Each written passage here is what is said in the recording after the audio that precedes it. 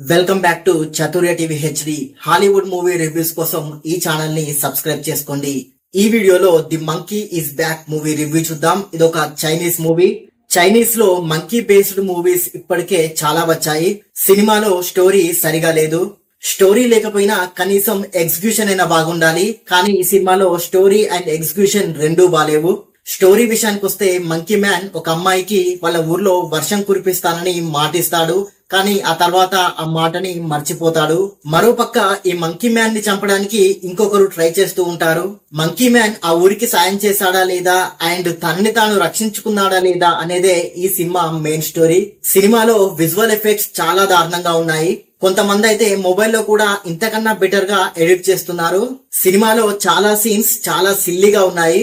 Telugu dubbing గురించి ఎంత తక్కువ మాట్లాడితే అంత మంచిది. అస్సలే సెట్ కాలేదు ఈ సినిమాకి Telugu dubbing. Cinema run time 1:26 మాత్రమే ఉన్నప్పటికీ ఈ సినిమా ఇంకెప్పుడు అయిపోతుంది అనే ఫీల్ వస్తుంది.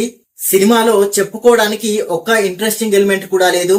ఈ సినిమాలో అడల్ట్ కంటెంట్ లేదు, ఫ్యామిలీతో చూడొచ్చు. ఈ సినిమా ప్లస్ పాయింట్స్ విషయానికి వస్తే నాకైతే ఈ సినిమాలో ఒక్క ప్లస్ పాయింట్ కూడా కనిపించలేదు.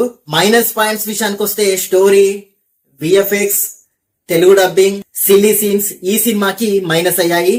ఓవరాల్ గా సినిమా ఎలాగుందో ఒక్క ముక్కలో చెప్పాలంటే సినిమా బాలేదు. ఈ సినిమాని మీరు స్కిప్ చేయడం బెటర్. ఈ సినిమాకి నేను ఇచ్చే రేటింగ్ 5 కి 1 star rating. And thank you for watching. Please subscribe చతుర్య TV HD.